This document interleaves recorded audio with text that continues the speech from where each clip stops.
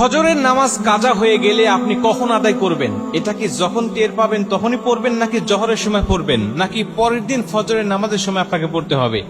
এবং যদি আপনি কাজা আদায় করেন তাহলে তখন সুন্নত সহ পড়বেন, নাকি সুন্নত বাদে শুধু ফরজ নামাজ পড়বেন?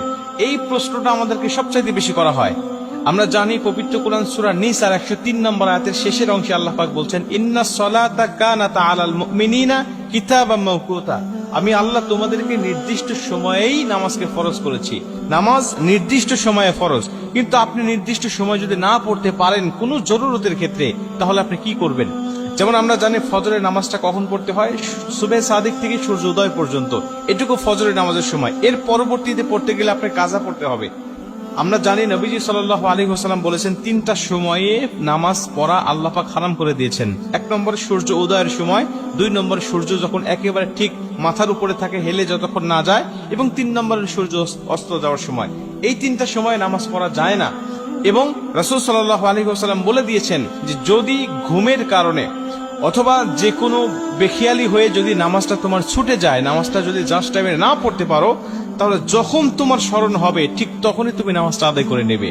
তোমার ফজরের নামাজ কাজা হয়ে গেছে, তুমি ঘুমের কারণে টের পাও নাই, 8টা বেজে গেছে, 9টা বেজে গেছে, এখন তুমি জোহরের নামাজের জন্য অপেক্ষা করবে না।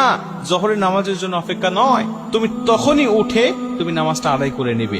এখন তুমি নামাজটা কিভাবে পড়বে? 2 রাকাত সুন্নত সহ নাকি শুধু ফরজ পড়বে?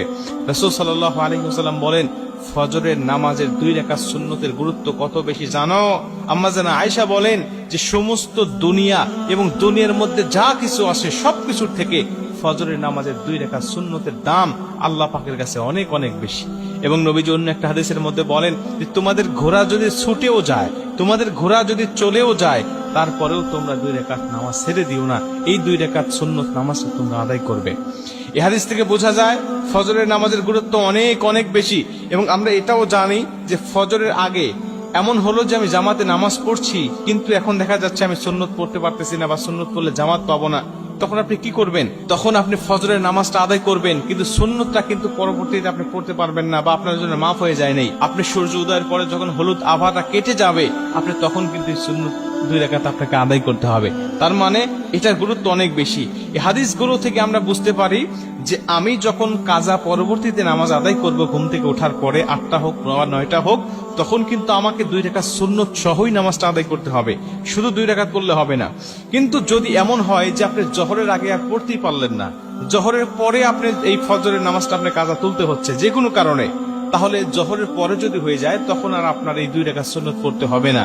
এই 2 রাকাত সুন্নত তখন আর আপনাকে কাজা আদায় করতে হবে না। কিন্তু জোহরের আগে যদি হয় তাহলে আপনাকে অবশ্যই পড়তে হবে। প্রিয় ভাইরা আমার, এটা কিন্তু জরুরতের ক্ষেত্রে 2-1 দিন হতে পারে এমন, কিন্তু কন্টিনিউ কিন্তু করা যাবে না। এমন হতে হবে না যে প্রতিদিন আপনার ফজরের নামাজটা কাজা হয়ে যায়, প্রতিদিন রেগুলার আপনি 8টা-9টার সময় ওঠেন, তাইলে কিন্তু আল্লাহ আপনার উপর নারাজ হয়ে যাবে, রাগান্বিত হয়ে যাবে।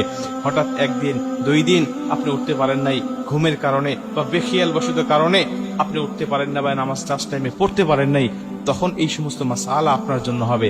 কিন্তু রেগুলার যদি আপনি নামাজ কাজা করেন, তাইলে কিন্তু আল্লাহ আপনার উপর নারাজ হয়ে যাবে।